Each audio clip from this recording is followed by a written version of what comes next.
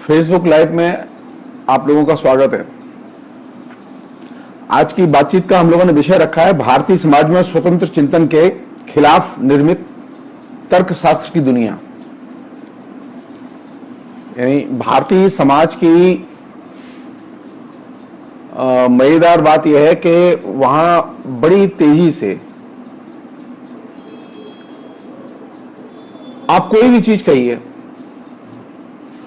आप कितने भी पढ़े लिखे जेन्युइन साइंटिफिक रेशनल किस्म की बात कहिए, एकदम स्पॉन्टेनियस रेजिस्टेंस आप देश के किसी भी क्षेत्र में हो, आप बंगाल में हो, केरल में हो जो कि सबसे ज्यादा जागरूक प्रदेश माने जाते हैं, आप त्रिपुरा में हो, आप आंध्रा में हो, आप उत्तर प्रदेश में हो, आप किसी भी हिंदुस्तान के कोने में हो, आप जो ही किसी भी किस्म के नए दृष्टिकोण का आप प्रतिपादन करेंगे, आपको तत्काल सामान्य लोगों के बीच से एक रेजिस्टेंस मिलती है। या तो वो उपेक्षा करेंगे, या तत्काल असहमत होंगे, या फिर आपके ऊपर सीधे फिजिकल हमले भी करेंगे।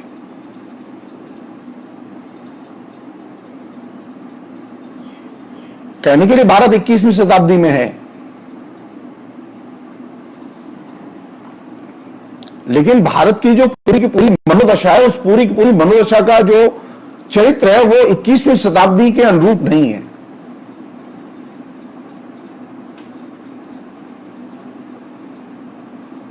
भारतीय जो जनमानस है, उस जनमानस का जो चरित्र है, वो चरित्र इस बात से तय नहीं होता कि आपके देश में कितनी वैज्ञानिक तरक्की हो गई है। भारतीय जनमानस इस चीज को बहुत ज्यादा महत्व नहीं देता कि आप कितने साइंटिफिक तौर पर तरक्की कर ली है। पहली चीज विचार की है कि ऐसी कौन सी चीज है जो कि भारतीय जनमानस को स्पॉन्टेनियसली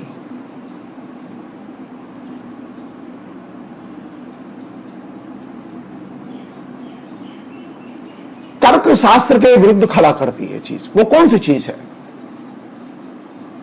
सरकार किसी की भी आए या जाए,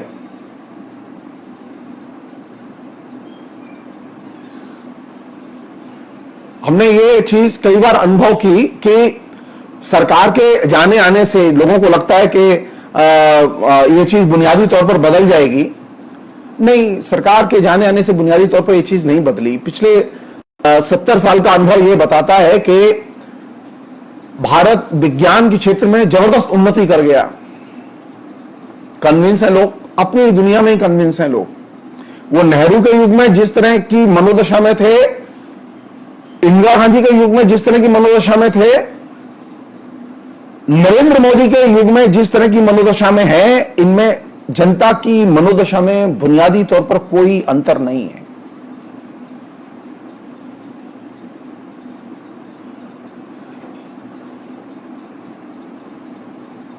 क्यों मैं ये बात कह रहा हूं? ये चीज समझने की है कि भारतीय जो जनमानस है, वो भारतीय जनमानस क्यों तर्कशास्त्र का निषेध करता है।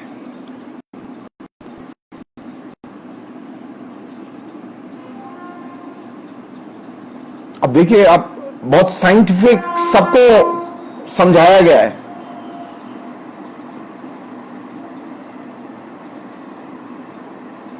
अभी तो स्थिति यह है कि विज्ञान सम्मत रास्ते पर रहती थी, अभी तो सरकारें भी विज्ञान सम्मत रास्ते पर नहीं रहती। सरकारें भी आराम से विज्ञान सम्मत रास्ता उसका उल्लंघन कर जा रही हैं। कोरोना में तो ये खूब हो रहा है।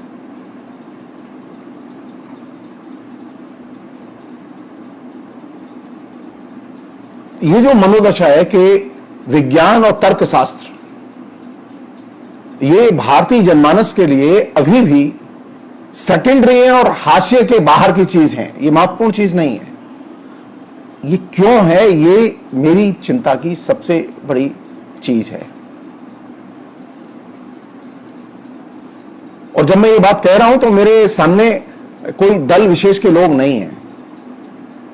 ऐसा नहीं कि मैं बीजेपी के लोगों को या आरएसएस के लोगों को या कम्युनिस्ट पार्टी के लोगों को ध्यान में रख के ये बात कह रहा हूं।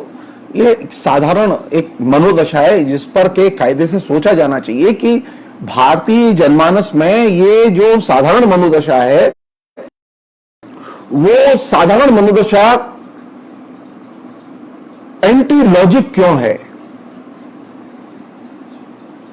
मसलन अभी थोड़ी देर पहले एक हमारे दोस्त का फोन आया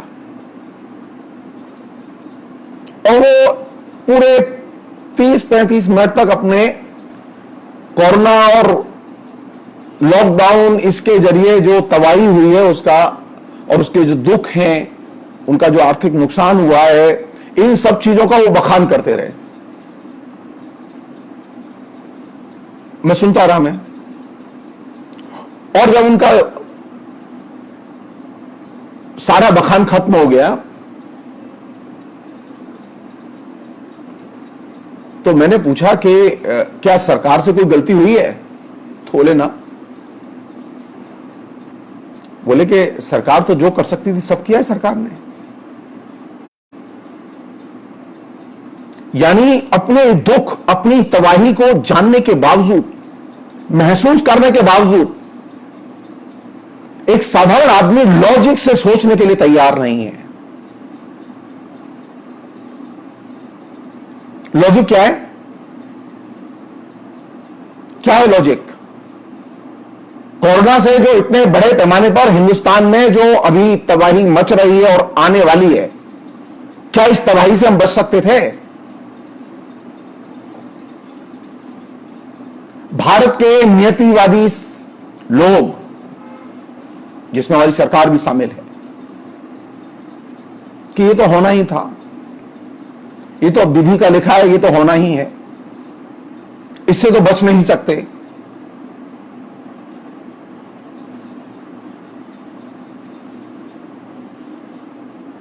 अगर आप ये कहें कि नहीं इससे बच सकते थे और ये नियम हो सकते हैं, ये नीति हो सकती है, ये तरीके हो सकते हैं, तो न तो सरकार सुनने के लिए तैयार है और न वह साधारण आदमी सुनने के लिए तैयार है जिसको कि इस कोरोना की महामारी ने तबाह कर दिया और सरकार की असफल दृष्टि ने एकदम जमीन में सुला दिया पूरी अर्थव्यवस्था को। तो ये एक बड़ी चिंता की चीज है कि जिस आदमी की इकोनॉमी पूरी ध्वस्त हो गई हो, वो अभी भी कोई भी लॉजिक, कोई भी साइंटिफिक आइडिया, कोई भी वैज्ञानिक नीति वो सुनने के लिए तैयार नहीं है। और अगर तबाही के बाद अगर चेतना का ये हाल है तो आप समझ सकते हैं जब उसका पेट भरा होगा तो वो कितने आराम में होगा और वो कितना इरेशनल सोच रहा होगा।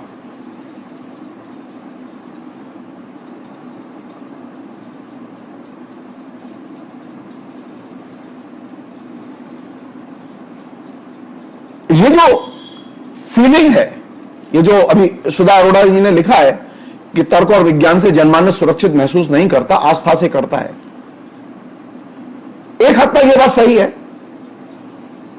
एक हद तक ये बात सही है, क्योंकि आस्था में रहने में सुविधाएं ज्यादा हैं।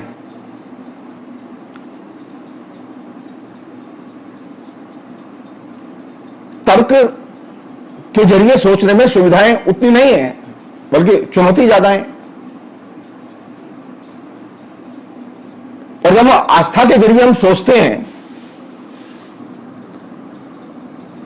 तो सवाल यह है कि हमारे केंद्र में कौन सी चीज रहनी चाहिए? मानव कल्याण रहना चाहिए कि नहीं रहना चाहिए? यानी आप तर्क से सोचें या आस्था के जरिए सोचें।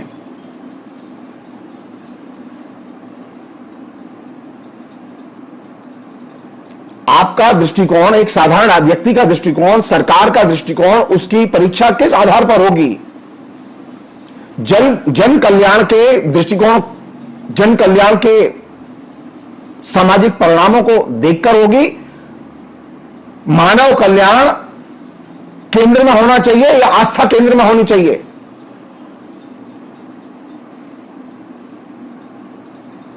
दिक्कत यह है कि हमने सारे के सारे प्रसंग को जो सामान्य जनता के बीच में है, वो परिवेश क्या है जो इस सारी चीजों को बना रहा है। एक परिवेश वह है जिसे कि मीडिया इंडस्ट्री ने बनाया है, जिसे हम सतह पर जानते हैं, देखते हैं, महसूस करते हैं, और उससे भी ज्यादा महत्वपूर्ण परिवेश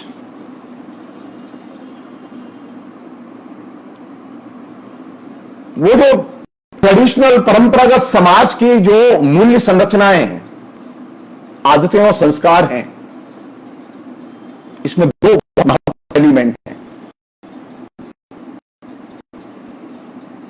जहां से वो परिवेश अपना खाद पानी जुगाड़ करता है। उसमें पहला परिवेश है कास्टिज्म। भारतीय समाज की जो सबसे बड़ी विलक्षण विशेषता है वह है कौन सी है? जाति व्यवस्था।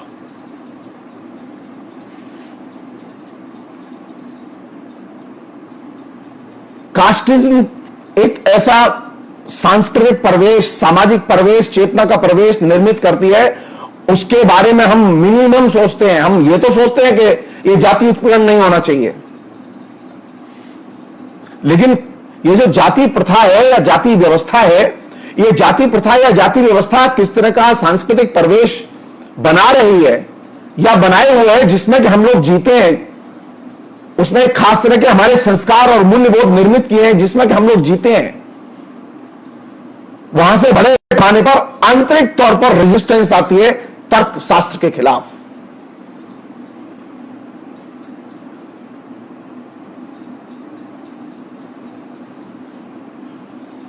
और दूसरा जो बहुत महत्वपूर्ण एरिया है जो कि इस पूरी की पूरी मूल संरचना को बनाने में महत्वपूर्ण रसायन का काम करता है, वह है हमारे यहां का जनमानस में प्रचलित धर्मशास्त्र। जो धर्मशास्त्री धारणाएं, मूल्य हैं जिन्हें अंबेडकर अपने तरीके से मनुस्मृति और दूसरी चीजों के जरिए एड्रेस करते रहे हैं, और वो जेन्युइनली एड्रेस किया है अंबेडकर ने। मैं उसके उस सांस्कृतिक मानसिक पक्ष की बात कर रहा हूं, मूल्यपरक पक्ष की बात कर रहा हूं, जो मुझे तर्कशास्त्र के खिलाफ में हमेशा बनाए रखता है। हर एक जीवन में हमारे जो संस्कार है, जिनको हमारा शास्त्र बड़े पैमाने पर नियमित और नियंत्रित करता है, डायरेक्ट और इनडायरेक्ट तरीके से।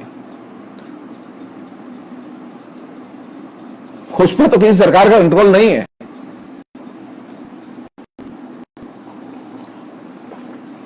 उसकी स्थिति क्या है? उस सांस्कृतिक परिवेश को हमने कभी चुनौती दी?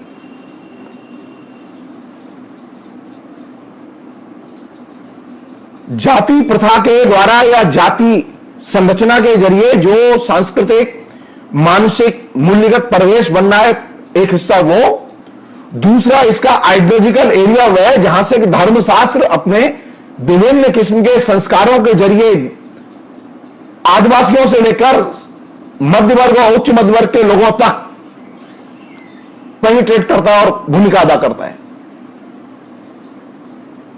और तीसरा एरिया वह है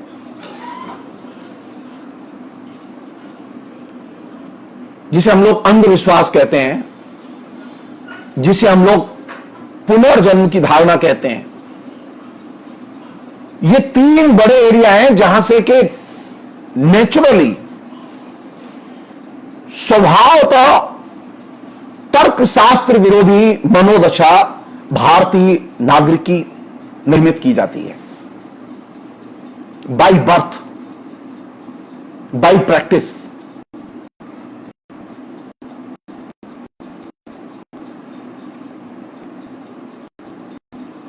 इन तीनों एरियाज के जो सांस्कृतिक दायरे हैं, मूल्य दायरे निर्माण के, इन सांस्कृतिक मूल्य का दायरे को हमने कभी भी गंभीरता से खोलने की कोशिश ही नहीं की है।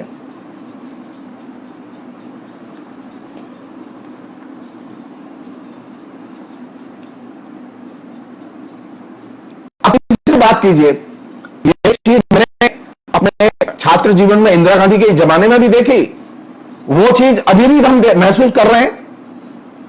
वो चीज मैंने बाबू जयप्रकाश नारायण के जमाने में भी देखी।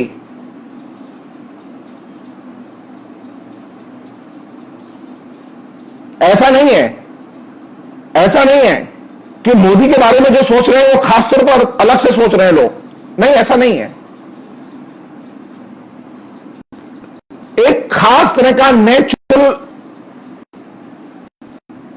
मानसिक भारतीय जनमानस का बना हुआ है, वो स्वभाव से तर्क शास्त्र विरोधी है। वो लॉजिक को नहीं मानता, वो किसी न किसी बहाने से वो रैशनल थिंकिंग नहीं मानता, और ये चीज सबसे चुनौतीपूर्ण है। हम जितनी एनर्जी तमाम किस्म के वैचारिक समस्याओं पर खर्च करते हैं, और राजनीति में इस जो 4 एरिया मैंने बताया, जाति की संरचना है, जिसे हम लोग जाति प्रथा के तौर पर कहते हैं, पुरानी भाषा में कहें जिसे वर्णाश्रम व्यवस्था के तौर पर जानते हैं आप,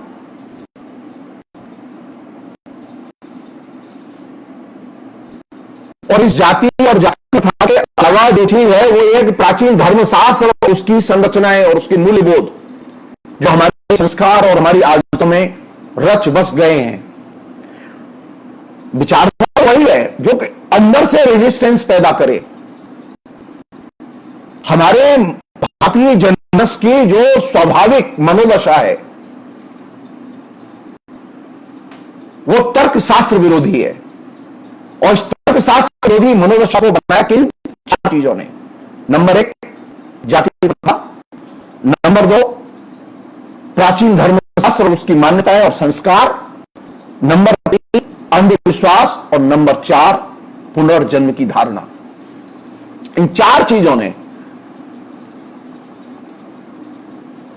बड़े पैमाने पर भारतीय जनमानस को, चाहे वो साउथ का हो, चाहे वो नॉर्थ का हो, चाहे वो नॉर्थ ईस्ट का हो, वो किसी भी इलाके का रहने वाला हो, बुरी तरह से ग्रसित किया हुआ है।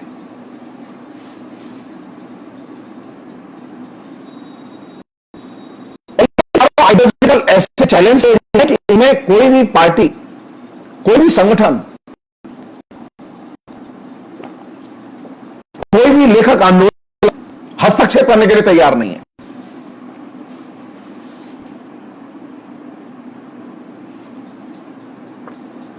सारे के सारे ऊपर से निकल जाते हैं।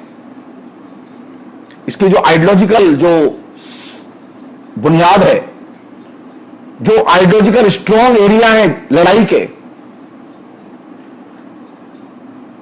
आप उठा के देखिए पब्लिक डिस्कोर्स कितना है इस पर, कितना लिखा गया है इस पर, और जो लोग इस पर पब्लिक डिस्कोर्स करते रहे उनके साथ क्या हुआ कौन नहीं जानता। वे जो 3 साइंटिस्ट, तर्कशास्त्री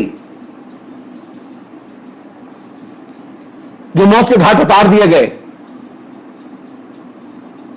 लिबरल दौर में उतार दिए गए, वे कौन नहीं जानता इसे।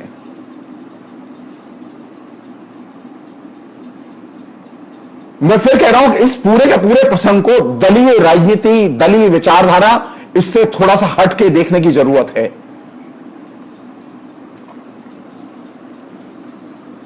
एक छोटी सी चीज है जिस पर कि आप लोग सोचें, आखिर ये जो 4 एरिया जो मैंने आपको सजेस्ट किए, यानी जाति प्रथा, धर्मशास्त्रीय मान्यताएं और मर्यादाएं और संस्कार, अंधविश्वास और पुनर्जन्म की धारणा, इन 4 चीजों को कौन सी ऐसी रचनाएं हैं, कृतियां हैं जिन्होंने कि सबसे ज्यादा इफेक्टिवली जनप्रिय बनाया है, जनता के एकदम सुदूरवर्ती इलाकों में भी वे लोग जो कि सामान्य से प्रचार से भी अनभिज्ञ हैं, वे भी इन 4 चीजों से ग्रसित हैं। और आज की बीमारी नहीं है, ये सैकड़ों साल से चल रही है। ये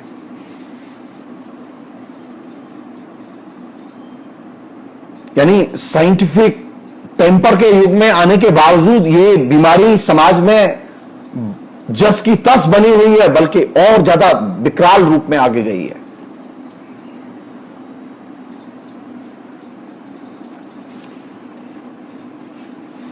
कौन सी ऐसी रचनाएं हैं जो कि जनमानस का इन 4 चीजों के बारे में दृष्टिकोण निर्मित करती हैं? देवीप्रसाद चट्टोपाध्याय ने बहुत गंभीरता से काम किया इन सारी चीजों पर।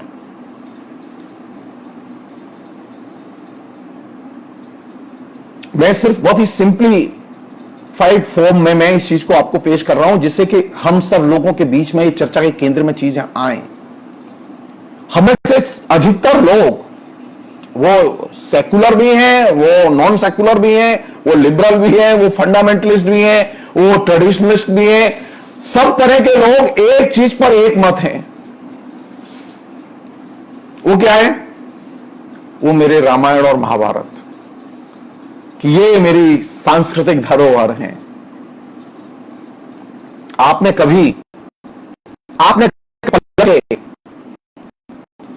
रामायण और महाभारत की जो भूमिका है, रामायण महाभारत के अंदर जो आइडियोलॉजिकल जो प्रचार है, जो कि वो जनमानस तक पिछले सैकड़ों सालों से वो करते रहे हैं। देवीप्रसाद चट्टोपाध्याय कहते हैं कि भारत में ये जो तर्कशास्त्र विरोधी चेतना के निर्माण में सबसे भूमिका जिन 2 कृतियों की है, वो 2 कृतियां कौन सी हैं? वे 2 कृतियां हैं महाभारत और वाल्मीकि की रामायण।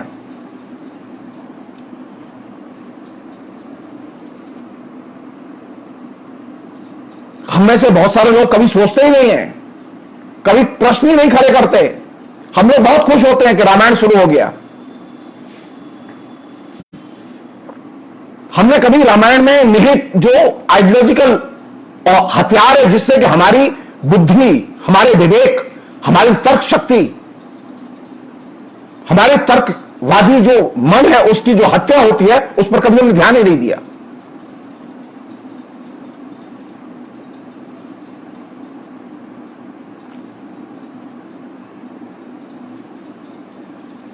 महाभारत में ऐसी, रामायण में ऐसी अनेक कहानियां हैं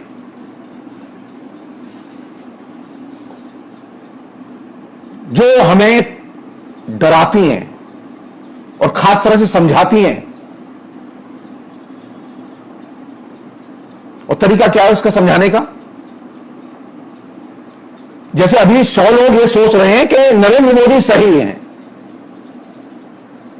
हो सकता है कि नरेंद्र मोदी सही हो, लेकिन एक व्यक्ति ये सोच रहा है कि नरेंद्र मोदी सही नहीं है। ये भी तो हो सकता है कि ये जो एक व्यक्ति सोच रहा है कि नरेंद्र मोदी सही नहीं, ये भी तो सही हो सकता है। ऐसा कैसे हो सकता है कि जो 99 सोच रहे हैं वही सही है?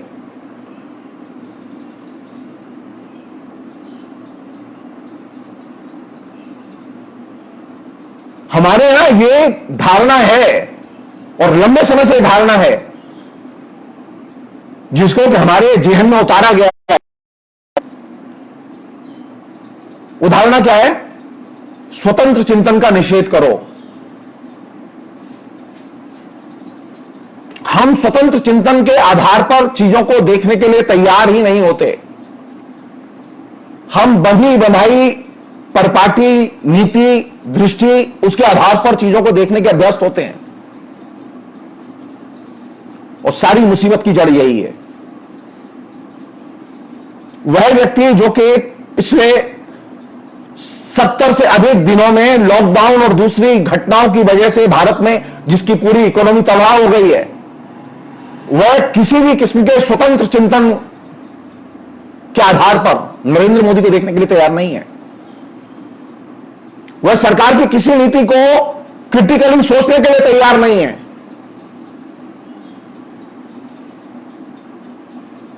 उसका मानना है कि सरकार जो कर रही है सही कर रही है। इंदिरा गांधी के जमाने में भी यही सोचते थे लोग, सरकार जो कर रही है सही कर रही है। नेहरू के जमाने में यही सोचते थे लोग कि नेहरू जी जो कर रहे हैं सही कर रहे हैं।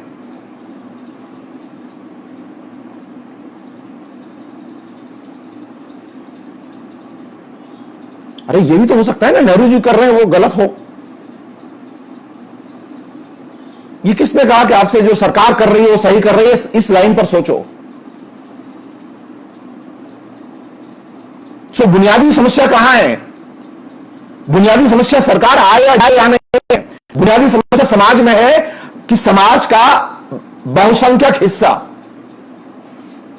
बहुसंख्यक शिक्षित समुदाय स्वतंत्र चिंतन के आधार पर सोचता ही नहीं है। सवाल ही नहीं खड़े होते उसके बीच में।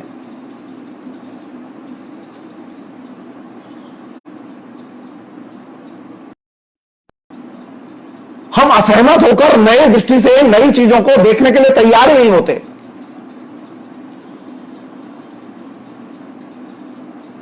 सो भारतीय चिंतन ने, भारतीय धर्मशास्त्र ने, हिंदू धर्मशास्त्र जिसे हम लोग कहते हैं, जिसे हम लोग जाति प्रथा कहते हैं,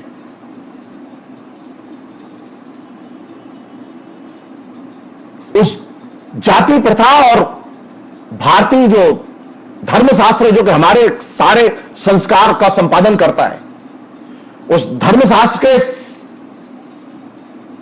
तकरीबन सभी ग्रंथों में बड़े पैमाने पर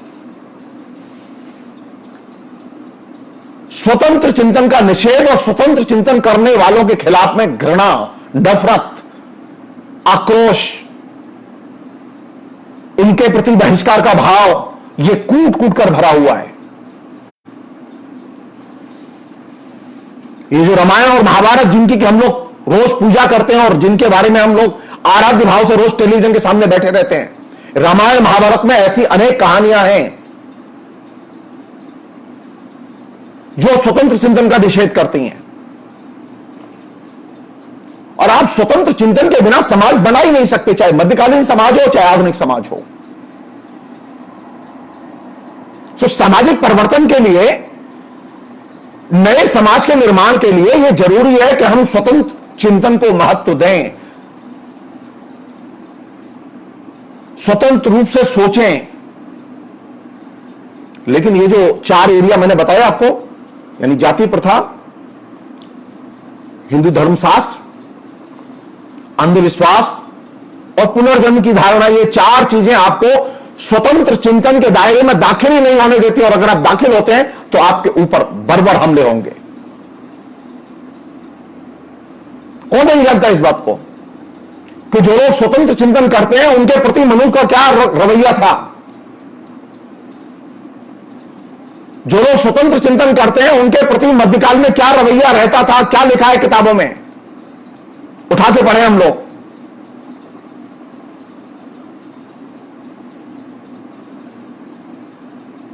तो स्वतंत्र चिंतन के आधार को ही जब चुनौती दी जाएगी, स्वतंत्र ढंग से सोचने के नजरिए को ही जब चुनौती दी जाएगी, और अगर स्वतंत्र ढंग से कोई सोचेगा तो क्या कहा गया?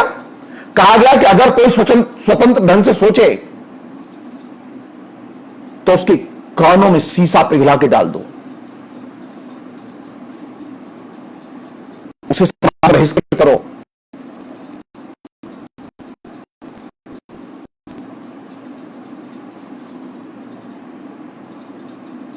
उसकी बात मत मानो। तो कहां से चीजें बन रही हैं? सरकार का छोटा सा इंस्ट्रूमेंट है उसका, सरकार का प्रोपेगेंडा एक छोटा सा इंस्ट्रूमेंट है उसका। असल इंस्ट्रूमेंट है उसका बाहर, जो कि समाज में रच बस गया है। देव साहब चट्टोपाध्याय ने इस चीज को बहुत ही गंभीरता से रेखांकित किया था कि भारतीय समाज की मनोदशा के निर्माण में स्वतंत्र चिंतन का निषेध, उसका अस्वीकार, कूट कूट कर भरा हुआ, इस धारणा को कूट कूट कर लोगों के जेहन में बिठाने में जिन 2 रचनाओं की सबसे बड़ी भूमिका रही है, वे रचनाएं कौन सी हैं? रामायण और महाभारत।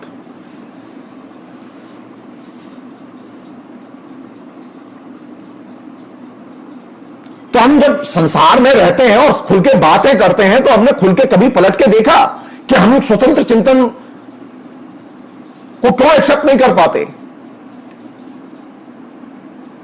क्यों हम बने बनाए पैटर्न में ही सोचते हैं? वो चाहे वो समाजवादी हो, चाहे वो लोकतंत्रवादी हो, चाहे वो सांप्रदायिक हो, चाहे वो फंडामेंटलिस्ट हो, चाहे वो आतंकवादी हो,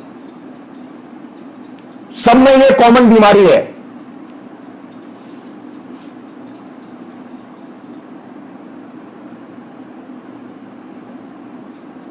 तो कहां लड़ाई लड़नी है हमें? समाज के अंदर, पढ़े लिखे लोगों के बीच में। वो कैसे कैसे स्वतंत्र चिंतन विरोधी धारणाएं लोगों के जहन में उतारी गई, उसके बारे में एक दो छोटी सी कहानियां मैं जरूर पढ़ के सुनाऊंगा आपको, जिसको कि बिंदुसार चट्टोपाध्याय ने उद्धृत किया है। बहुत महत्वपूर्ण कहानियां हैं। महाभारत में एक प्रसंग है,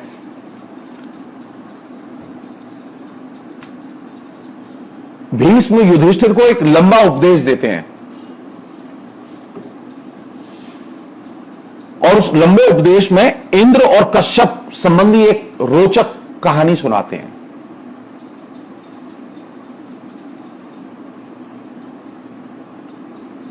कहानी क्या है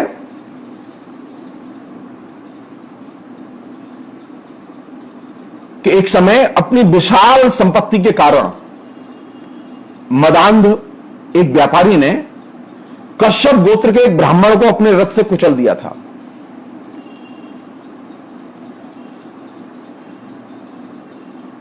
इस घटना से ब्राह्मण को बहुत दुख हुआ और वह सोचने लगा कि इस तरह के अन्याय का प्रतिकार नहीं है,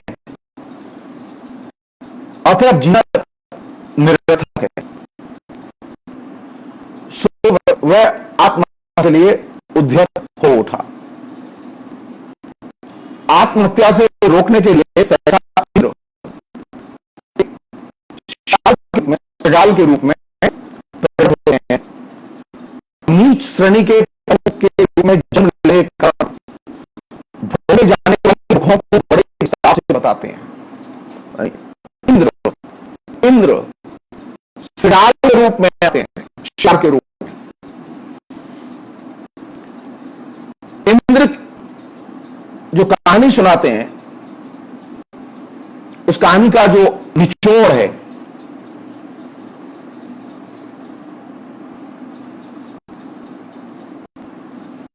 इंद्र कहते हैं मनुष्य के रूप में और विशेष रूप से ब्राह्मण के रूप में जन्म लेना बड़े सौभाग्य की बात है और जानबूझकर ऐसे जीवन को नष्ट नहीं करना चाहिए। लेकिन श्रृगाल बताता है कि वह सदा श्रृगाल नहीं था, पूर्व जन्म में वह भी मनुष्य था, अतः पशु होने की विपत्तियां उसे नहीं झेलनी पड़ी थी। मनुष्य के रूप में अपने पिछले जन्म में उसने भयानक, जिसमें उसे नीची श्रेणी के पशु के रूप में जन्म लेना पड़ा। और उसका सबसे बड़ा अपराध क्या था? उसका सबसे बड़ा अपराध यह था कि वह स्वतंत्र रूप से सोचता था, यानी वह तर्क शास्त्र के जरिए तार्किक की तरह धर्म शास्त्र की मर्यादाओं और मान्यताओं को चुनौती देता था। और यही वजह थी कि उसके इस आचरण से क्रुद्ध होकर उसे श्रृगाल की योनि में जीने का श्राप दे दिया गया। इस लंबी कहानी को कोट करते हुए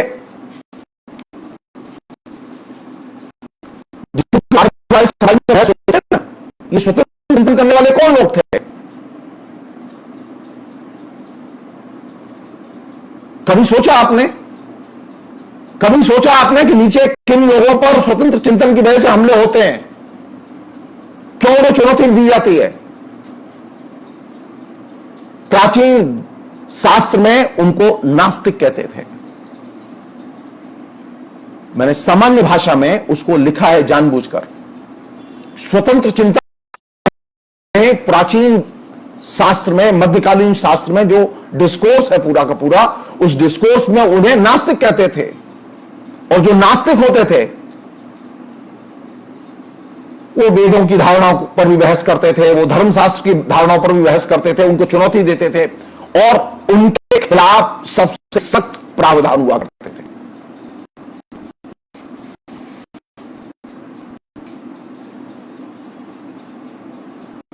हमारे यहां जो स्वतंत्र चिंतन का जो ऐसा निषेध, और नास्तिक वे लोग नहीं थे जो कि भगवान वाला चक्कर नहीं है, नास्तिक वे लोग होते थे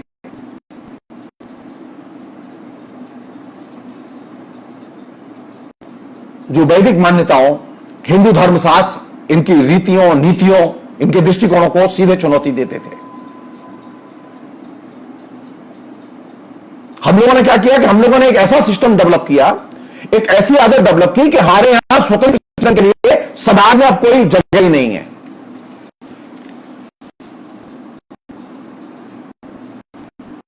और इस जगह को उन्नीता सच्चिदानंद ने लिखी है कि स्वतंत्र चिंतन का मतलब प्रहार करना नहीं होता, बल्कि वे भी, आप भी, हम भी सब स्वतंत्र हैं।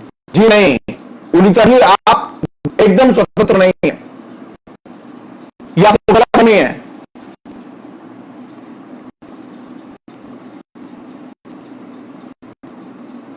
आप वहीं तक स्वतंत्र हैं जहां तक आपका धर्मशास्त्र आपको स्वतंत्रता की अनुमति देता है। संविधान लीजिए, संविधान बहुत आगे की चीज है, और संविधान एक हद के बाहर आपको स्वतंत्रता की अनुमति नहीं देता।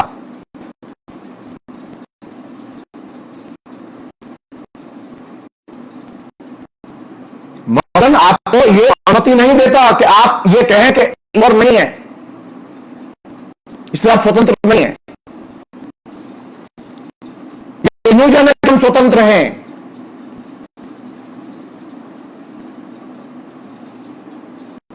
ये इल्यूजन है, ये कॉन्स्टिट्यूशन हमारे उन तमाम बंदिशों को बनाए रखता है जो कि हमारे धर्मशास्त्रों ने बनाई थी, उनको तोड़ता नहीं है।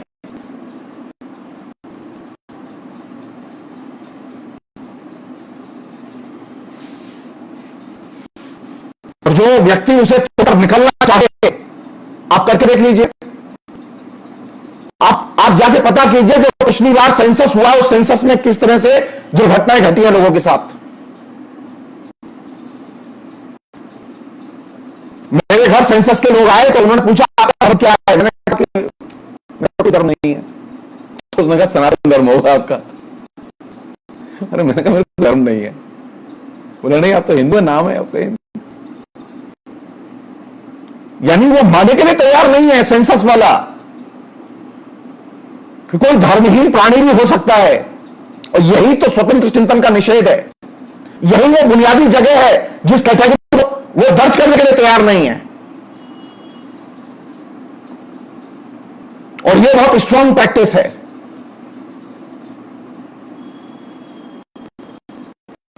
यानी आपकी पूरी की पूरी आइडियोलॉजिकल व्यूह रचना इस तरह से की गई है कि आप स्वतंत्र चिंतन कर ही ना सके। अगर करते हो तो आप तैयार रहिए, आपको कोई सीरियसली नहीं लेगा। सब लोग जानते हैं हिंदुस्तान की सरकार को तिरुपति बालाजी का मंदिर नहीं चलाता, भगवान नहीं चलाते। भारत सरकार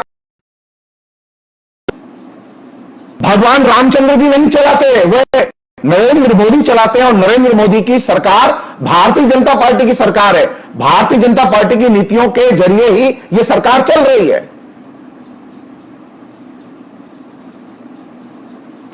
तो अगर इस सरकार की असफलता होती है तो उसको सवाल किए जाने चाहिए कि नहीं किए जाने चाहिए, और अगर किए जाने चाहिए तो क्या साधारण व्यक्ति में वो चेतना है?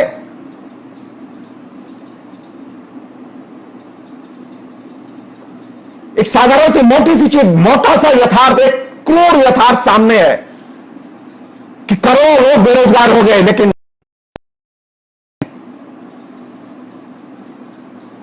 कैसे हो सकता है ये? कोई चिंता नहीं है, कोई टेंशन नहीं है, करोड़ों लोग बेरोजगार हो गए, कोई दिक्कत नहीं है। लाखों लोग कोरोना से प्रभावित हो रहे हैं, कोई दिक्कत नहीं है, सब नॉर्मल है। और अगर आप इसके खिलाफ बोलेंगे तो ये आपदा प्रबंधन कानून के तहत आपके खिलाफ कार्रवाई हो सकती है, वो मुझे भी उठा सकते हैं।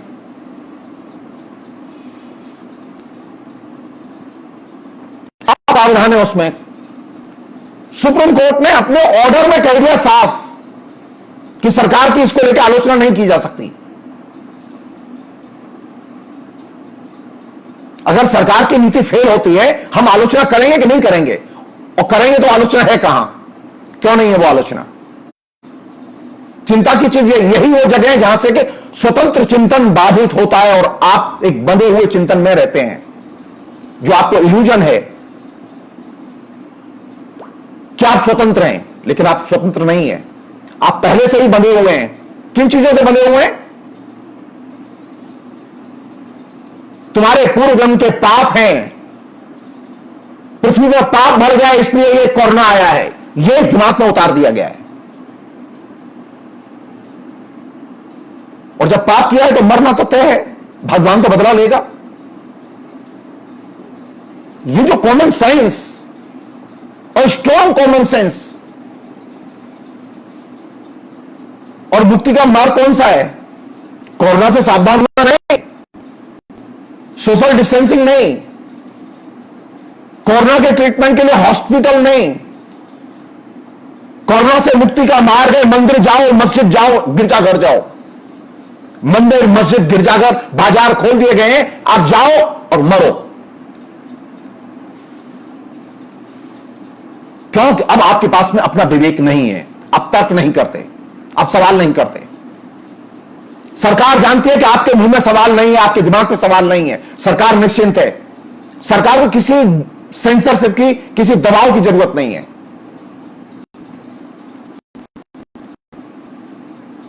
क्योंकि आपने भी मान लिया है कि सरकार को तो जो करना था कर चुकी है, अब इससे ज्यादा क्या करेगी सरकार?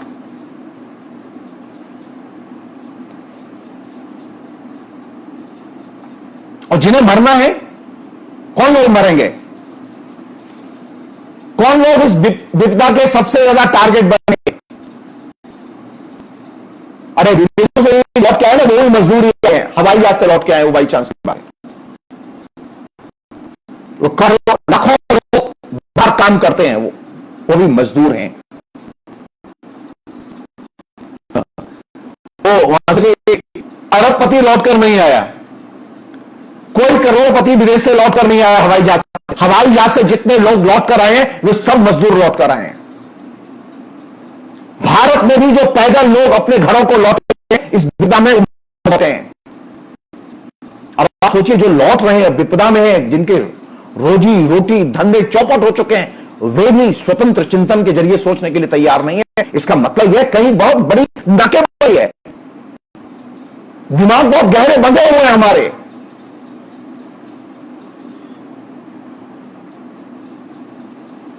इसलिए मैंने सोचा था कि इस पर खुल के बात की जानी चाहिए कि वे कौन से एरिया हैं जो कि हमारे दिमाग को एकदम स्वतंत्र चिंतन विरोधी बनाते हैं। जो ही आप कहेंगे कि सरकार की गलती है, अरे यहां अगर कांग्रेस की सरकार होती तो उसकी भी गलती होती। अगर कांग्रेस की सरकार यह कर रही होती तो उसको भी हम दोषी ठहराते इसी शब्द में। मसलन राहुल गांधी प्रधानमंत्री होते और राहुल गांधी कोरोना के टाइम पर इस तरह से लॉकडाउन खोल देते, और लॉकडाउन एकदम बाढ़ की तरह, जैसे बाढ़ आती है ऐसे अभी फैल रहा है। मैं क्यों कर रहा हूं ये बातचीत? क्योंकि मुझे मालूम नहीं है कल तक मैं मर नहीं सकता हूं। रविन्द्रनाथ की भाषा में कहूं तो मेरे जीवन का एक छोर मृत्यु से बना हुआ है, मैं कभी भी मर सकता हूं। कोई गारंटी नहीं है, मैं घर में रहता हूं, इसकी कोई गारंटी नहीं है कि मेरे अंदर कोरोना का असर नहीं होगा। तो मुझे लगता है कि मैं जितना आपसे बातचीत कर रहा हूं उतना ही मेरा है। मैं अपना दुख में, अपना गम में क्यों समय दे रहा हूं? क्यों ना हम नई बातें करें, क्यों ना हम नए प्रश्न खोलें अपने जीवन के। और सबसे बड़ा प्रश्न जो कि मुझे बार बार उद्वेलित करता रहा है मेरे छात्र जीवन से, वो ये कि हमारी परंपरा में, हमारे धर्मशास्त्र में, हमारी जाति प्रथा में, हमारे भाग्यवाद में, हमारे पुनर्जन्म की धारणा में, हमारे अंधविश्वास में नए प्रश्न खड़े करने की अनुमति नहीं है। स्वतंत्र रूप से सोचने की अनुमति नहीं है। स्वतंत्र रूप से सोचने पर मैं फेसबुक पर कई बार लिख चुका हूं, जब मैं फ्रीली एक्सप्रेस करता था और फ्रीली बोलता था और अपने पिता के सामने छोटा था मैं, तो मेरे पिता मेरे एकदम जम के पिटाई करते थे मेरी। मैं ब्राह्मण का बेटा। मेरे पिता जब निरुत्तर होते थे और वो किसी प्रश्न का ठीक से उत्तर नहीं दे पाते थे तो सिर्फ एक ही अस्त्र होता था, दर्द दो।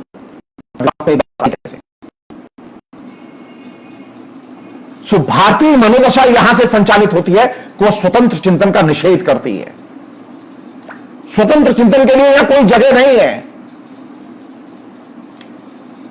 किसके लिए जगह है यहां आज से नहीं, बहुत लंबे समय से आप सारे काम कर सकते हैं।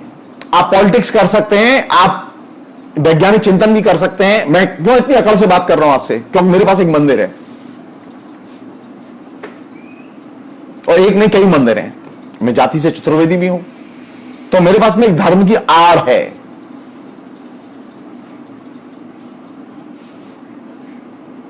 यह धर्म की आड़, यह धार्मिक दृष्टिकोण की आड़, यह कर्मकांड की आड़, ये तमाम किस्म के जो आवरण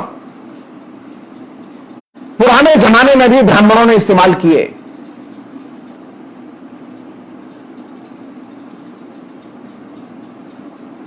सत्य की रक्षा के लिए।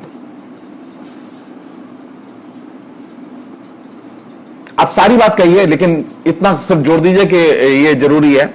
मसलन एक मैं आपको एक बहुत मजेदार चीज बता रहा हूं। मसलन मैं तो ज्योतिषी हूं ना, तो मैं ज्योतिष का काम भी करता हूं और बहुत ही श्रद्धा से काम करता हूं। मैं बार बार कह चुका हूं कि ज्योतिष के साथ में कर्मकांड का कोई संबंध नहीं है। लेकिन दिक्कत यह है कि ज्योतिषी कर्मकांड के बिना ज्योतिष का कार्य व्यापार संपन्न ही नहीं कर सकता। वो मदद तो कर सकता है एस्ट्रोलॉजी के जरिए, लेकिन क्या वो कर्मकांड के बिना मदद कर सकता? ये दिक्कत ब्रह्मगुप्त के सामने भी थी, ये दिक्कत भास्कराचार्य के सामने भी थी, ये दिक्कत बराहमिन के सामने भी थी और ये दिक्कत आर्यभट्ट के सामने भी थी।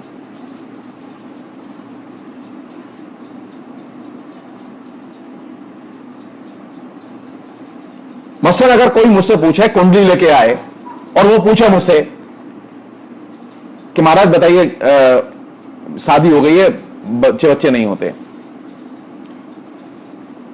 बेटा कैसे होगा, पुत्र प्राप्ति का योग है कि नहीं है, या संतान प्राप्ति का योग है कि नहीं है, तो मैंने कुंडली देखी और मैंने बता दिया कि हां है, योग तो है। लेकिन उसे इससे संतोष नहीं होगा। तो पुराने जमाने में होता यह था कि उसके लिए पुत्रेष्ठ यज्ञ हुआ करते थे, संतान प्राप्ति के लिए यज्ञ, और संतान प्राप्ति के लिए यज्ञ हुआ करते थे। उस यज्ञ में बाकी तो चीजें थी, माने वो पूजा है, वो दक्षिणा है, वो हवन है, वो तमाम जो उपक्रम है वो सब था। लेकिन उसमें एक और इंपॉर्टेंट चीज थी। वो क्या थी कि वो पति पत्नी दोनों नॉर्मल हो, दोनों साथ रहें और दोनों में सहवास की प्रवृत्ति हो, यानी दोनों का निरोग होना और प्रजनन की क्षमता होना दोनों में, यह बहुत जरूरी एलिमेंट हुआ करता था। अब आप बताइए मुझे कि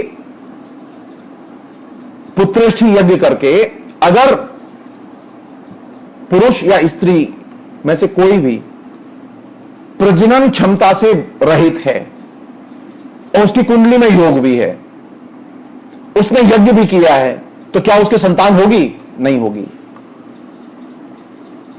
सो इंपॉर्टेंट चीज कौन सी है?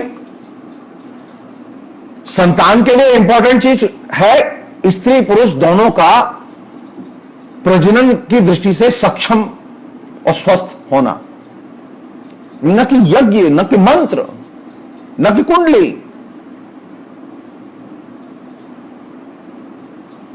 लेकिन यह चीज आप समझा नहीं सकते।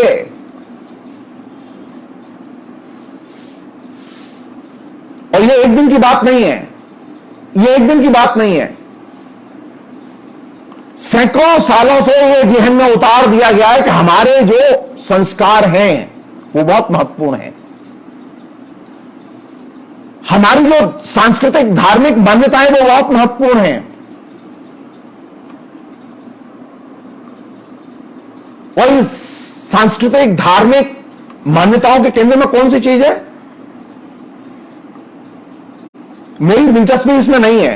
मैं आपसे साफ कहूं, मेरी दिलचस्पी इसमें नहीं है कि भगवान है या नहीं है। मैं ईश्वर के अस्तित्व और यह अस्तित्व है नहीं है इसको लेके जो डिबेट है मैं उसमें जाना ही नहीं चाहता। मेरी कोई दिलचस्पी नहीं है उसमें। मेरी इसमें भी कोई दिलचस्पी नहीं है कि लोग मंदिर जाते हैं, कि वो जाएं या न जाएं, मेरी कोई दिलचस्पी नहीं। उनकी इच्छा है मंदिर जाएं, उनकी इच्छा है मंदिर न जाएं, मेरी दिलचस्पी नहीं है। मेरी दिलचस्पी यह है कि मानव कल्याण के लिए कौन सी चीज महत्वपूर्ण है। स्वतंत्र चिंतन महत्वपूर्ण है कि नहीं है।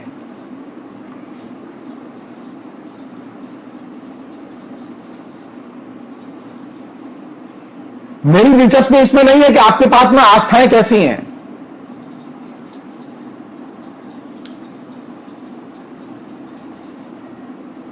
मेरी दिलचस्पी इसमें है ही नहीं।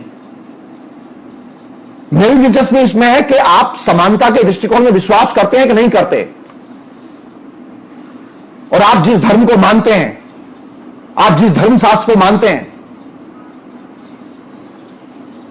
क्या वो समानता में विश्वास करता है? अगर वो समानता में विश्वास नहीं करता तो धर्मशास्त्र को छोड़ दो। वास्तविकता क्या है कि हिंदुस्तान की अधिकांश जनता धर्मशास्त्र में विश्वास करती है, और ये धर्मशास्त्र ने हमारे जीवन में एक चीज उतार दी है, वह है समानता विरोधी नजरिया। सबको बहस नहीं होती। वह जो परंपरागत श्रम विभाजन, डिवीजन ऑफ लेबर, औरत है तो वो क्या करेगी, पुरुष है तो क्या करेगा। अरे कम से कम स्त्री पुरुष, वो मजदूर किसान छोड़ो, स्त्री पुरुष दो प्राणी हैं। इन दोनों के बीच में क्या हमारा धर्मशास्त्र समानता की दृष्टि से व्यवहार करता है? अगर करता है फाइन, और नहीं करता है तो छोड़ दो, आगे निकल जाओ। और मानव कल्याण के लिए समानता बेहद जरूरी है। आप संविधान जाने या ना जाने, आप भगवान को माने, महत्वपूर्ण है कि संविधान में जो चीज कही गई है उसे स्पिरिट में लाने के लिए संविधान की एक ही चीज महत्वपूर्ण और मूल्यवान है, वह समानता। समानता की कसौटी पर धर्मशास्त्र को भी कसा जाना चाहिए और भगवान को भी कसा जाना चाहिए।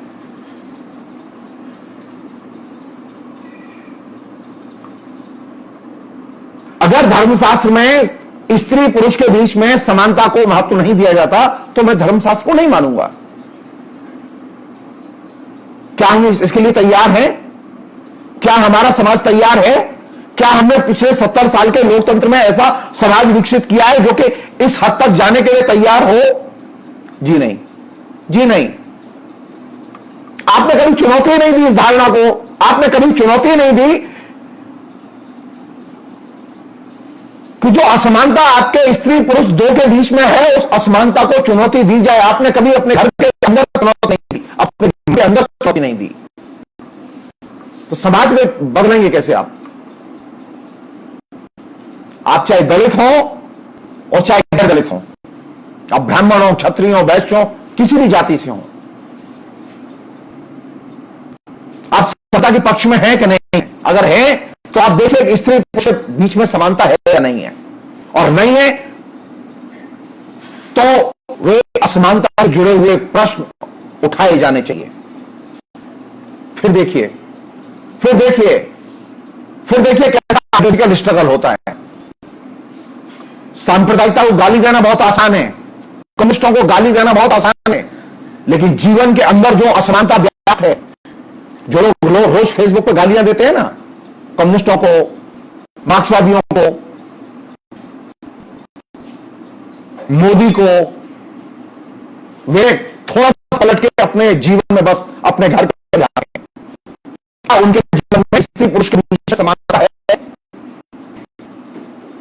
और नहीं है तो क्यों नहीं है? क्या उन्होंने कभी सवाल खड़े किए? क्यों नहीं खड़े किए सवाल? और यही वो जगह जहां से स्वतंत्र चिंतन बाधित होता है, यही वो जगह जहां से कि आपकी तर्कशास्त्री बुद्धि को एकदम नाकेबंदी करके बंद कर दिया गया है।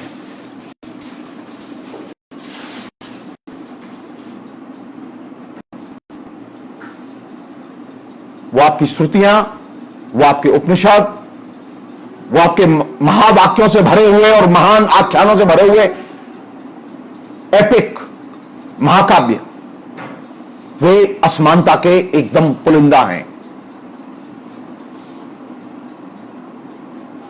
कोई जरूरत नहीं है, सिर्फ एक समानता के प्रश्न को आप इसमें ले आए कि इस पुरुष में समानता चाहिए, और है तो उसके सवाल क्या है?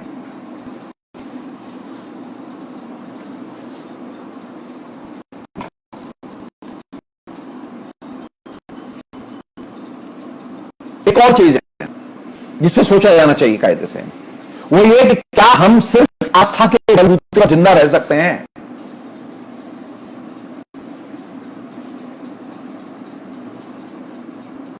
संभव है? संभव नहीं है।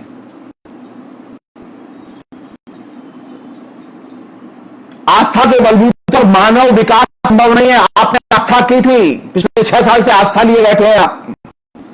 नरेंद्र मोदी की आपने देवता से भी बढ़कर पूजा की। आपने कभी विष्णु भगवान की नहीं मानी, लेकिन नरेंद्र मोदी की मानी। मानव कल्याण नहीं हुआ, देश का कल्याण नहीं हुआ, बल्कि देश नीचे गया है, क्योंकि आपने सवाल नहीं किए कभी। नरेंद्र मोदी जो नीतियां लागू कर रहे हैं, वे नीतियां कैसी हैं, उसे देश का भला होगा या बुरा होगा, आपने कभी पलट के सवाल नहीं किया। आप आस्था के साथ जुड़े रहे हैं, और आपका ये आस्था के साथ जुड़े रहना आपको एकदम रसल तक ले गया है।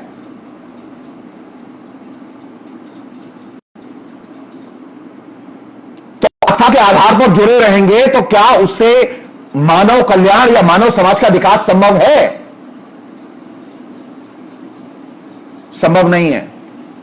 तर्क करो, स्वतंत्र रूप से सोचो कहां गलती हुई है, सवाल करो। जो भी बीजेपी का, कांग्रेस का, सोशलिस्ट पार्टी का, ममता की पार्टी का, बीजू पटनायक के दल का, डीएमके का, जिस पार्टी का व्यक्ति आपके बीच में आए, जो व्यक्ति आपके बीच में आए, शिक्षित आए, अशिक्षित आए, सवाल करो कि भारत इतना गरीब कैसे हो गया। सवाल करो भारत में इतनी बड़ी असमानता कैसे पैदा हो गई। सवाल करो। सवाल नहीं कर सकते, स्वतंत्र रूप से सोचना बंद कर दिया है आपने, और यही वह जगह है जहां से कि आपके अंदर फासिज्म पैदा होता है, क्योंकि आप सोचते नहीं। आप सोचना शुरू कीजिए। और ये हम सब लोग, शिक्षित लोग, ये गलती करते हैं, रोज गलती करते हैं।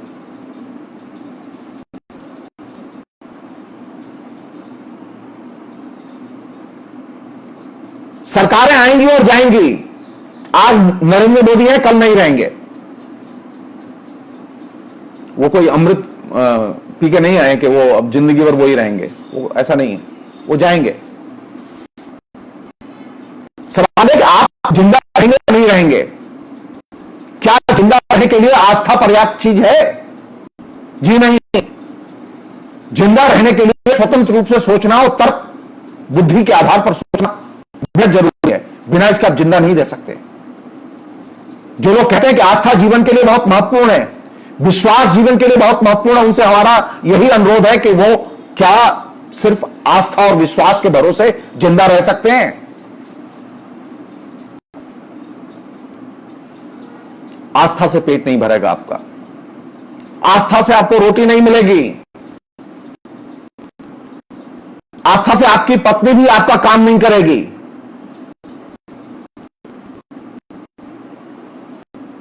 आस्था और विश्वास बोगस चीज है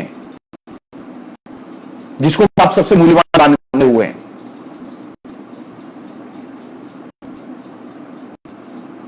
तो कौन सी चीज जरूरी है जीवन के लिए?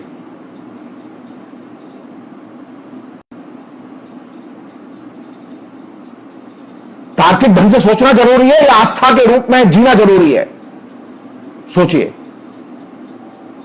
और अभी हमारे देश में तो स्थिति इतनी बदतर हो गई कि जो लोग सबसे ज्यादा तार्किक पितवादी माने जाते हैं वे सबसे ज्यादा आस्थावान हो गए। हमारा न्यायालय, हमारे न्यायाधीश, सबसे बुरा समय है हमारे जीवन का। जो सबसे जहीन बेहतरीन वकील माने जाते हैं, जो ब्रेन माने जाते हैं, वे आज पूरे के पूरे अपने विवेक को, अपनी पूरी स्वतंत्र चेतना को गिर भी रख दिया सिर्फ पैसे के लिए।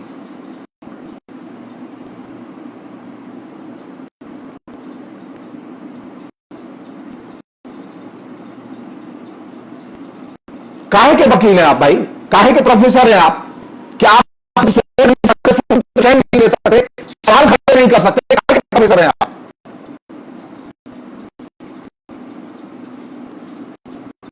आपकी नौकरी वाली नहीं, आपके प्रोफेशन का कोई नुकसान होने वाला है, लेकिन फिर भी आप तैयार नहीं है।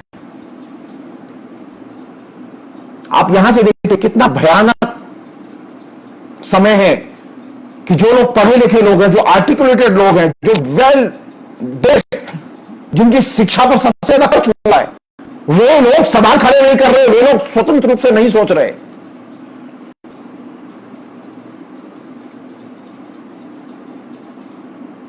एक जज ने ये जजमेंट नहीं दिया लिखकर के सरकार बताए कि इतने लोग बेरोजगार कैसे हो गए। एक जज को ये चीज अभी तक समझ में नहीं आई कि वो ये बताए कि हिंदुस्तान का फेलियर कहां हुआ है कोरोना में। वो इंतजार करते रहते हैं सरकार एफिडेविट दे। अरे सरकार एफिडेविट देगी, आपको क्या बुद्धि मिलेगी उसे?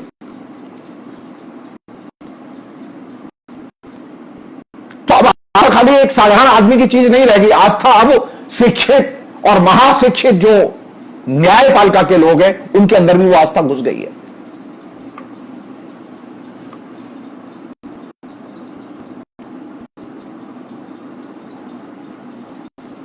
इससे आगे थोड़ा सा जाइए आप। अगर आप आस्था के दायरे में रहेंगे तो आप तय मानिए आपके पास में दो ही ऑप्शन है। आप आस्था के आधार पर या तो टेररिस्ट बनेंगे या कॉम्युनल बनेंगे।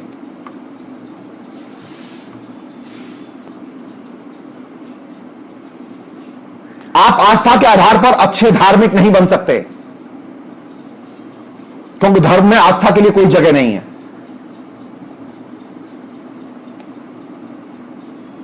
आज के जमाने में लोकतंत्र में, मॉडर्न पीरियड में आस्था का मतलब है कॉम्युनल बनना या फासिस्ट बनना या फिर टेररिस्ट बनना या पृथकतावादी बनना।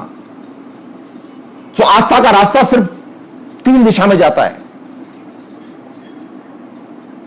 आपने अगर आस्था का आंचल पकड़ा है तो आप तय मानिए आप इन तीन में से कोई ना कोई एक रास्ता जरूर ग्रहण करेंगे।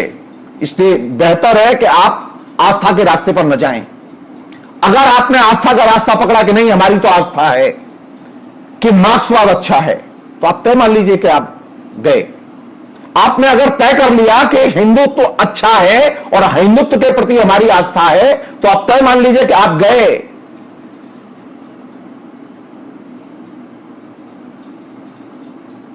आस्था के आधार पर जब व्यक्ति की चेतना का निर्माण और संचालन होगा तो उसके पास में तीन ही ऑप्शन है, या तो वो सांप्रदायिक या फासिस्ट बने, या फिर वो टेररिस्ट बने, या फिर वो पृथकतावादी बने।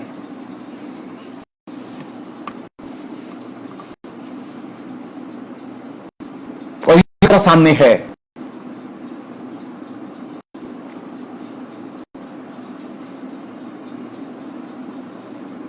धर्म के प्रति अगर आस्था आपकी होगी तो आप मान लीजिए कि आप बहुत ही भयानक रूप से बर्बाद होंगे।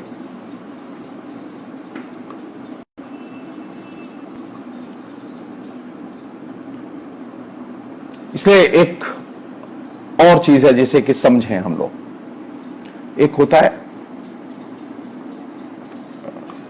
आस्था और एक होता है ज्ञान। आप इसमें फर्क करें।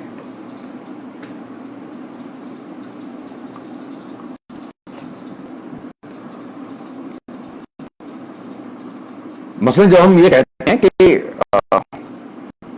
ये आदमी बहुत पढ़ा लिखा है लेकिन मोदी जी के साथ है,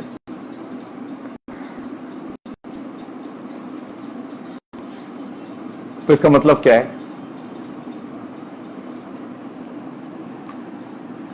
उसके बाद नॉलेज है,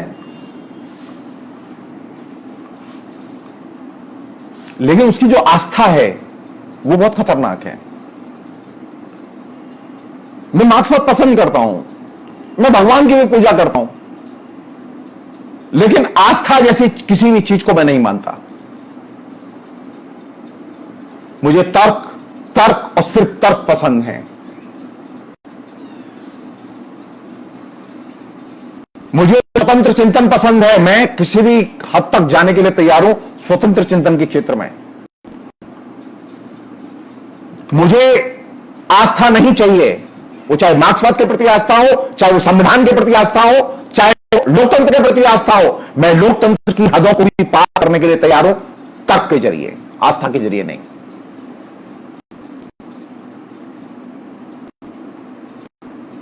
तो मनुष्य के विकास के लिए, मानव कल्याण के लिए जो चीज जरूरी है वो कौन सी? स्वतंत्र चिंतन, न कि आस्था।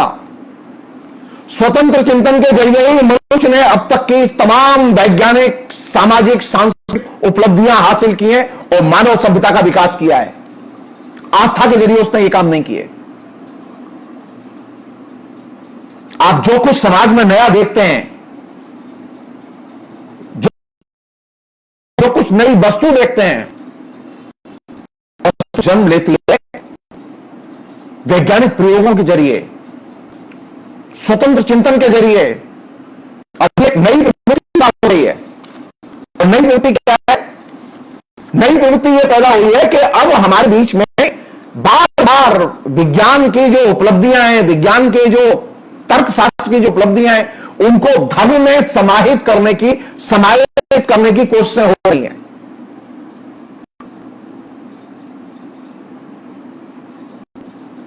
कम से कम विज्ञान कांग्रेस इससे मुक्त हुआ करती थी, लेकिन अब विज्ञान कांग्रेस तो मोदी सरकार आई है, अब तो विज्ञान कांग्रेस के मंच पर सीधे लोग कहते हैं क्या ये बातें कर रहे हैं आप कि हवाई जहाज, रॉकेट, अरे ये तो हमारे यहां प्राचीन काल में था। स्टाइल है, ये स्टाइल क्या है?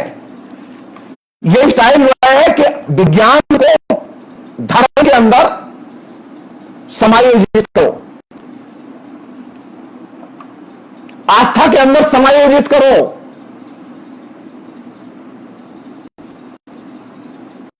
इस चीज से जरूरत करने की जरूरत है। हम इस पर बहस नहीं कर रहे कि विज्ञान ने किस तर्क के जरिए, किस तार्किक मीमांसा के जरिए ये उपलब्धि हासिल की कि आज वह एक रॉकेट उसने बनाया, एक प्रक्षेपास्त्र बनाया, एक अंतरिक्ष यान बनाया, एक हवाई जहाज बनाया। हम इसकी उपलब्धियों पर, इसे तर्क पर बातें नहीं कर रहे, बल्कि किस पर बातें कर रहे हैं? अरे हरे तो पुष्पक विमान था पहले, अब उसके बताए जा रहे हैं। तो नया खतरा है वो क्या है? वो नया खतरा ये है कि अब जो विज्ञान ने जो कुछ हासिल किया है उसे भी अब धर्म में समायोजित करके शामिल किया जाए, उसे भी आस्था का हिस्सा बनाया जाए। विज्ञान के प्रश्न, विज्ञान के विकास के प्रश्न आस्था के प्रश्न नहीं है।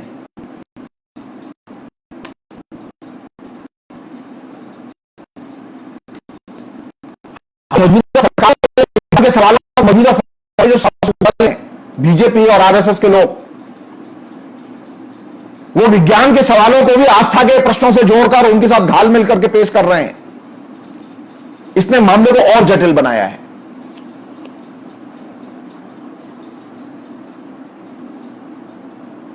कायदे से विज्ञान की उपलब्धियों पर, विज्ञान के रूपों पर अलग से चर्चा होनी चाहिए।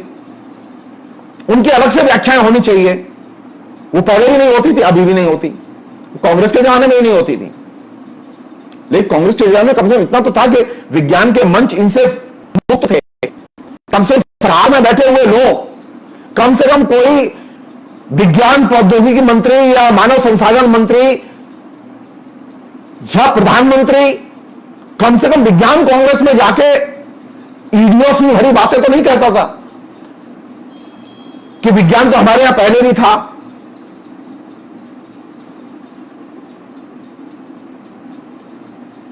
नहीं, विज्ञान की चीजों को विज्ञान के तरीके से, विज्ञान के तर्कों के आधार पर जनता में डिस्कस किया जाना चाहिए। उन्हें धर्म के साथ में, धर्मशास्त्र के साथ में, धार्मिक आख्यानों या पौराणिक कथाओं के साथ में घालमेल करके समायोजित करने की कोशिश नहीं करनी चाहिए, जो कि हो रही है। और ये आपने जो थोड़ी बहुत तर्क शक्ति और स्वतंत्र चिंतन की शक्ति जो अर्जित की है, उसे अपहृत करने की कोशिश है।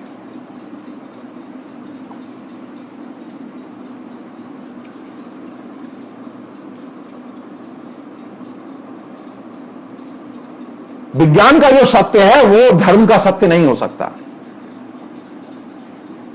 आज जो आपने जो कुछ वैज्ञानिक उपलब्धियां हासिल की हैं मनुष्य ने, वो इसलिए नहीं हासिल की कि उन्होंने चर्च में जाके बहुत पूजा की थी, ईसा मसीह की बहुत आराधना की थी, इसलिए वो विज्ञान की खोजें आई, द्वारकाधीश की पूजा की थी, या समुद्र महाराज की पूजा की थी, या भगवान राम की पूजा की थी, इसलिए वो खोजें आई। विज्ञान की खोजों का, विज्ञान के तर्कों का स्वतंत्र चिंतन से संबंध है, उसका आस्था से कोई संबंध नहीं है, उसका धर्म से कोई संबंध नहीं है। विज्ञान की संरचनाएं धर्म और ईश्वर की सत्ता और संरचनाओं से स्वतंत्र,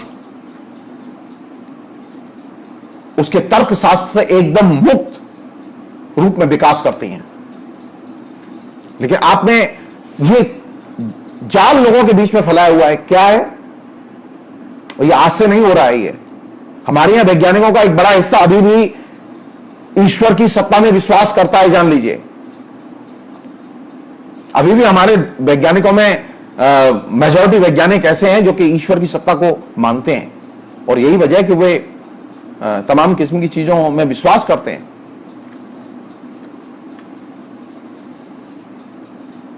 तो अभी तो वैज्ञानिकों के अंदर से ही जो है वो वैज्ञानिक चर्चा, प्रश्न करने की आदत, तर्कशील बुद्धि, स्वतंत्र चिंतन की आदत, कि वो धर्म से अपने को अलग करके, आस्था के प्रश्नों से अपने को अलग करके, धर्मशास्त्र से अपने को अलग करके देखें, ये प्रवृत्ति विकसित नहीं कर पाए पूरी तरह से। साधारण जनता तो बहुत दूर है। मेरी बात पे विश्वास ना हो तो जो एमएससी करते हैं लड़के लड़कियां, यंग लड़के लड़कियां, आप उनके बीच में जाइए और सर्वे कीजिए।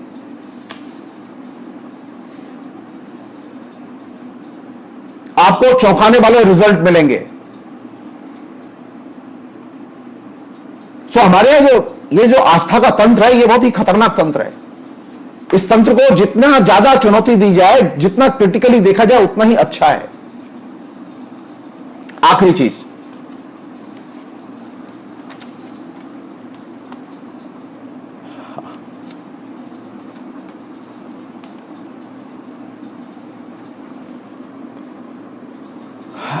सवाल यह है कि ये जो पिछली बार मैंने एक बात कही थी, मतलब बादशाही पे मैं कामसूत्र पर क्लास कर की तरह से मैंने बातचीत रखी थी आपसे। हमारे यहां दो लोग हैं, बहुत इंपॉर्टेंट लोग हैं। मैं ही नहीं कह रहा हूं कि आप वैज्ञानिकों की बात माने नहीं, मैं ये भी नहीं कह रहा हूं आप मार्क्सवादियों की बात माने, बिल्कुल मत मानिए। आप बिल्कुल एकदम टिपिकल इंडियन माइंडसेट अपना रखिए। कौटिल्य की तो बात मानेंगे,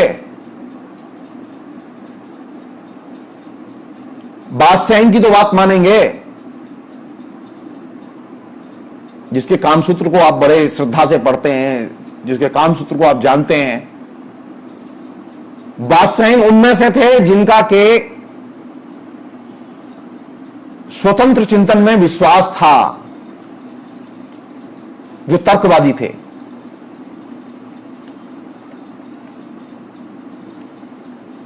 उनकी ईश्वर के प्रति कोई आस्था नहीं थी।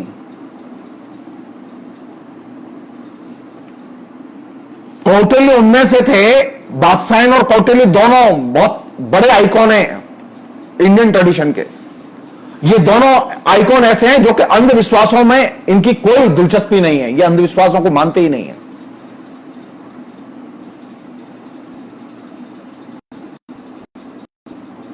अगर आप स्वतंत्र ढंग से सोचना चाहते हैं तो दो चीजें अपने जहन में रखिए, और वे दो चीजें कौन सी हैं जिनको कि कौटिल्य और बादशाह कहते हैं। पहली चीज, आप जाति प्रथा को भूल जाइए और जाति को भूल जाइए। जिस दिन आप जाति को भूल जाएंगे उस दिन आप लिबरेटेड हो जाएंगे, एकदम स्वतंत्र हो जाएंगे। ये चमार, हरिजन, ये ब्राह्मण, ये चतुर्वेदी, ये अरमा, बर्मा, ये तमाम जितनी भी जो जातिगत चेतना के रूप हैं, इनसे निकलिए। और ये तमाम जीवन में फैलते हैं। जैसे मैं अभी बोलने के पहले ठीक हो गई तो आशा हो गई, नहीं, मुझे सोचना चाहिए। मैं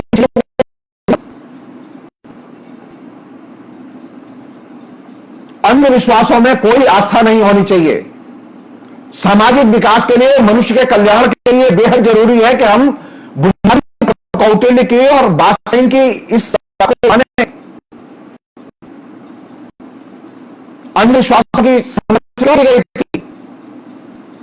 अंधविश्वासों की योजना इसलिए की गई है और है कि विश्वास पैदा किया जाए, राज्य के प्रति आस्था पैदा की जाए, राजा की सत्ता को मानने के लिए आम जनता की मनोदशा तैयार की जाए। इसके लिए अंधविश्वासों का निर्माण किया गया, तो अंधविश्वास पैदा किए गए।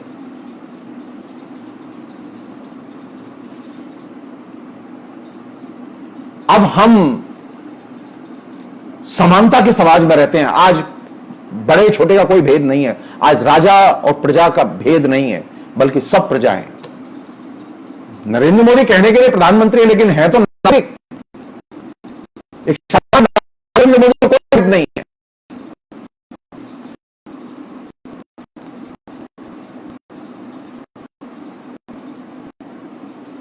और जिस दिन हम इस भेद को अस्वीकार कर देंगे,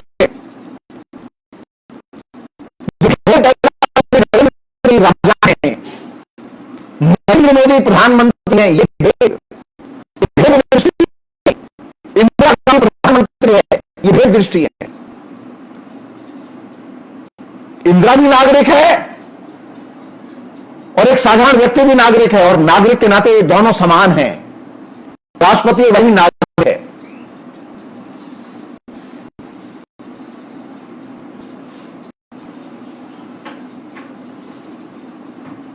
अंधविश्वास भेद दृष्टि पैदा करने में केंद्रीय भूमिका अदा करते हैं, और अंधविश्वासों की इस भेद दृष्टि को अस्वीकार करने के लिए बेहद जरूरी है कि आप अंधविश्वासों को न मानें।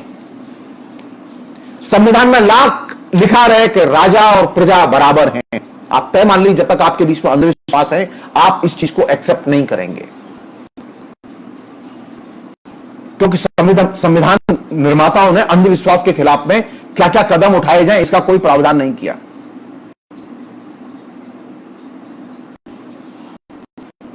तो बड़े का भेद बना हुआ है, वहां हमारे चेतना में बना हुआ है।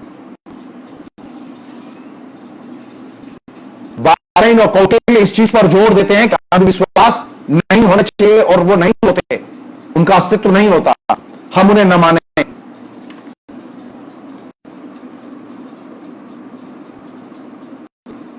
और इस अंधविश्वास की धारणा से जब आप बाहर निकलेंगे तो मानव कल्याण की दिशा में आप लंबी छलांग लगाएंगे।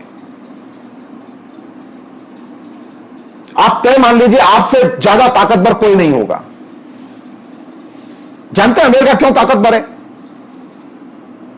क्योंकि अमेरिका में मेजॉरिटी लोगों के अंदर अंधविश्वास नहीं है।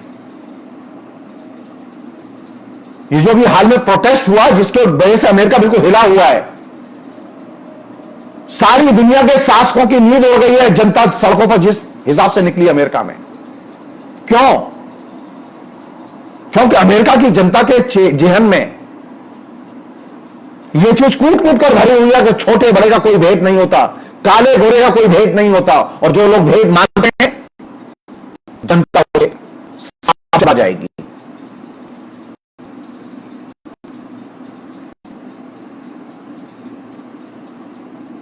तो अगर सामाजिक भेद दृष्टि से बाहर निकलना है तो अंधविश्वासों को अस्वीकार करना बेहद जरूरी है।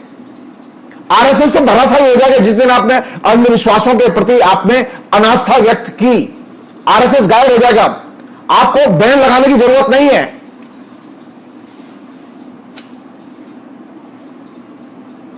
आतंकवादी लोग गायब हो जाएंगे अगर आपने आस्था पर से विश्वास हटा दिया। आप स्वतंत्र रूप से सोचने की कोशिश कीजिए। स्वतंत्र रूप से सोचने की प्रक्रिया शुरू होती है तब जब आस्था और अंधविश्वास के दायरे से आप बाहर निकलते हैं, जब आप जाति की जकड़न से अपने को मुक्त करते हैं, जब आप धर्मशास्त्र के बताए रीति रिवाजों से अपने को मुक्त करते हैं।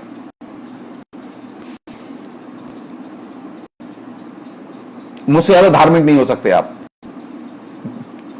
लेकिन मैं धर्मशास्त्र की नहीं मानता, मैं नहीं मानता।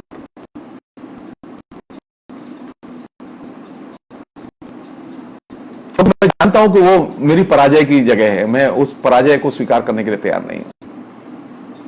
मैं बहुत सारी चीजों में समझौता कर लेता हूं, लेकिन धर्मशास्त्र की जगह समझौता नहीं करता। मैं धर्मशास्त्रों में लिखी हुई बहुत सारी चीजें एकदम नहीं मानता, और बुनियादी चीजें तो एकदम नहीं मानता। मेरे पिता, मेरी मां, जिनको कि मैं बहुत प्यार करता था, जिन्होंने मुझे पाल पोस के बड़ा किया, मैंने अपने पिता के संस्कार किए क्योंकि लोग बहुत परेशान थे और कह रहे थे, लेकिन मैं कभी श्राद्ध नहीं करता।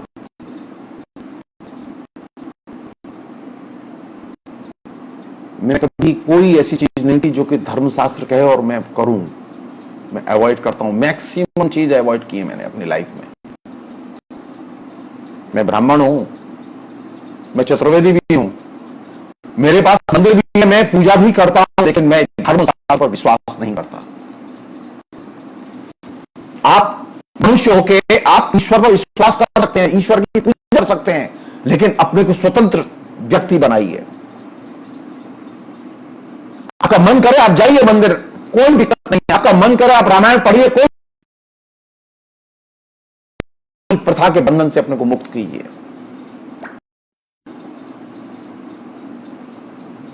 जिस समय आपने जाति प्रथा के बंधनों में सरेंडर कर दिया, आपने अपनी लड़ाई अपने हाथों खत्म कर दी।